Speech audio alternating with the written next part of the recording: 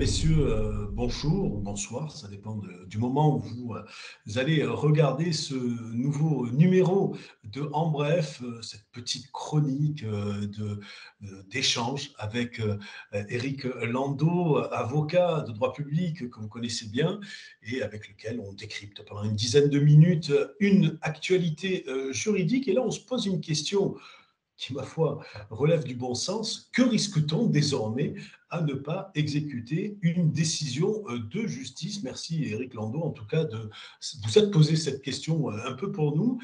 Et je la prolonge immédiatement avec une deuxième question en vous demandant, en te demandant, on se tutoie dans cette chronique, quand une administration n'exécute pas une décision de justice, peut-elle avoir des retours de bâton à redouter?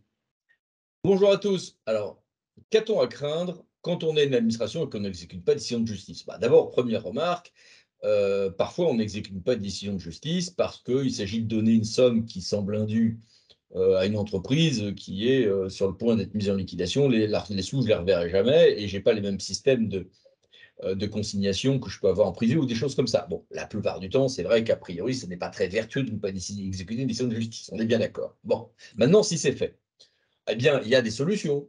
Il y a des solutions et puis quelques sanctions. Ces solutions et ces sanctions demeurent. Il y a un nouveau régime qu'on va voir, enfin, semi-nouveau, mais il y a la possibilité de demander d'inscrire au budget ou de mandater d'office les dépenses correspondantes en passant par le préfet pour passer outre un blocage de la collectivité territoriale. Il y a l'équivalent pour les autres personnes publiques d'ailleurs.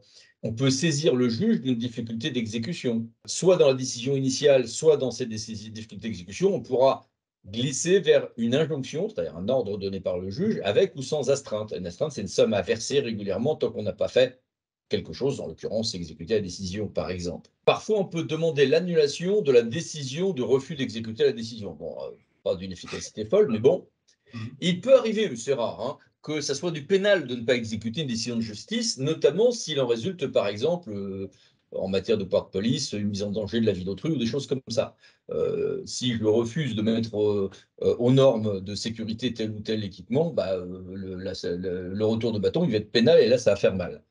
Et puis, cette Mhm. nouvelle responsabilité financière qui, donc, n'est pas à sous-estimer. Alors, ok, justement, restons sur ce point-là. Quand tu parles de responsabilité financière, est-ce que tu peux aller un peu plus loin? Est-ce que tu peux développer? Eh bien, de quoi parlons-nous?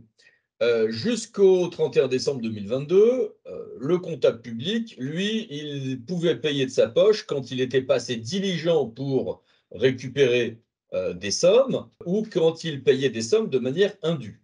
Bien. Et puis les ordonnateurs, eux, alors les ordonnateurs, c'est qui? C'est ceux qui prennent la décision financière côté personne publique. Eh bien, ces ordonnateurs, eux, pouvaient être responsables s'il se retrouvait à ne pas, par exemple, exécuter une décision de justice. Les choses qui étaient à craindre étaient listées, c'est une liste d'infractions financières et ça relevait de la Cour de discipline budgétaire et financière. Bien.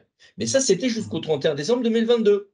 Depuis le 1er janvier 2023, tout ce petit monde se retrouve ensemble, justiciables de la Chambre du contentieux et de la Cour des comptes, quand il y a un certain nombre d'infractions financières de commises, dont justement, dont justement l'infraction consistant à ne pas exécuter une décision de justice, ou l'autre infraction qui est assez connexe, hein, consistant à voir la collectivité condamnée à payer une astreinte, c'est-à-dire une somme régulièrement tant qu'elle n'a pas d'exécution, Mhm. parce que justement elle n'a pas exécuté une décision de justice.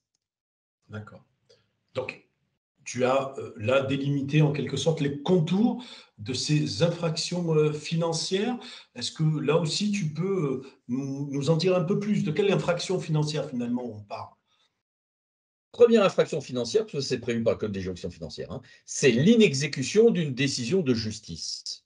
Ça peut aller aussi vers l'absence ou le retard dans cette exécution. On va en parler. Et puis, deuxième chose, le non-ordonnancement, donc le fait de ne pas prendre l'acte disant qu'il faut payer, côté administration, de sommes résultant de décisions juridictionnelles. Donc, Mhm. ce peuvent être des frais d'avocat, une condamnation à payer une certaine somme ou des choses comme ça. Ok. Bon, tout ça, c'est effectivement désormais dans la loi. Qui risque quoi? Et est-ce que cela peut toucher aussi les élus locaux?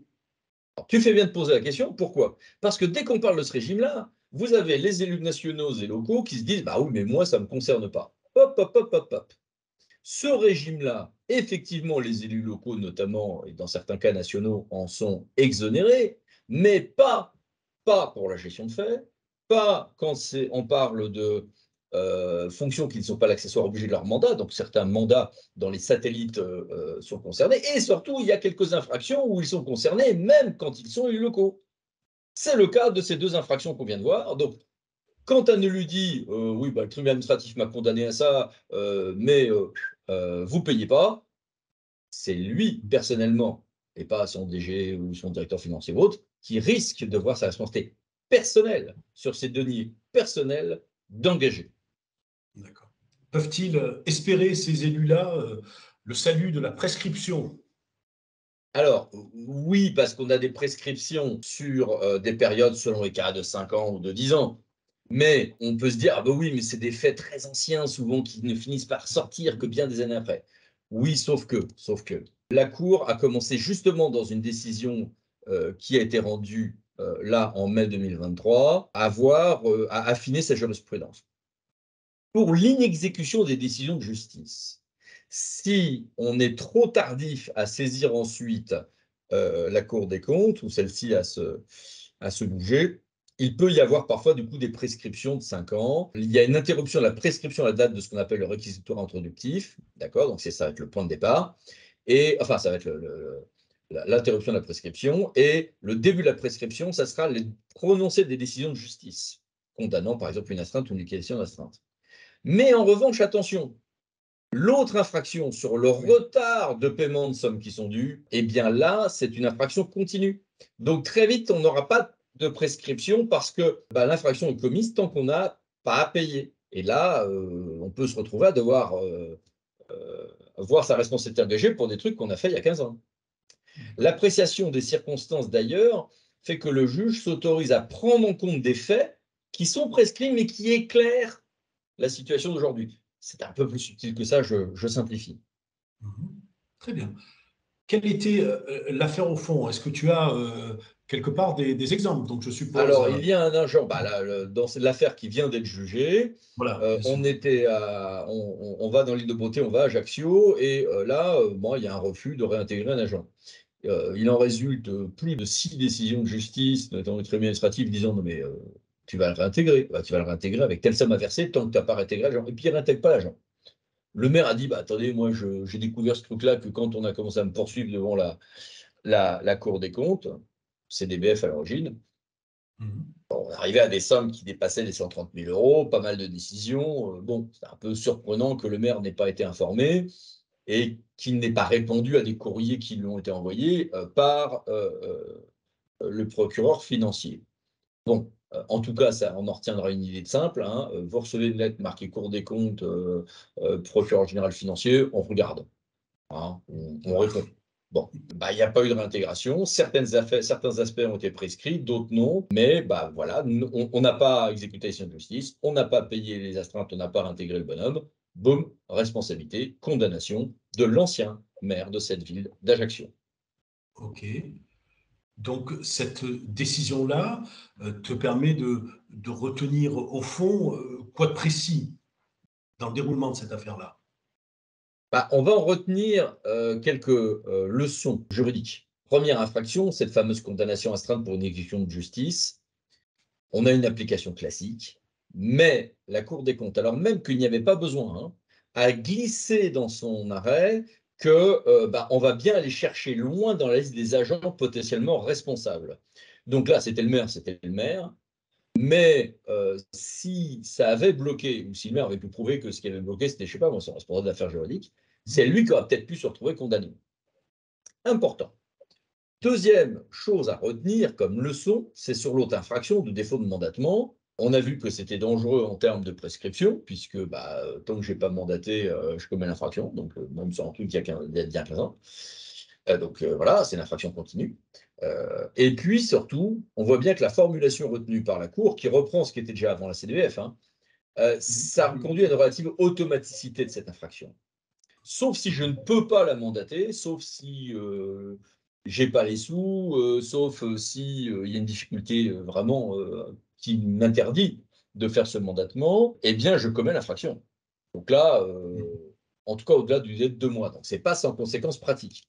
Je vais prendre un exemple. Je suis maire. OK. Je suis condamné à payer une somme. Très bien. Mais je suis maire en minorité.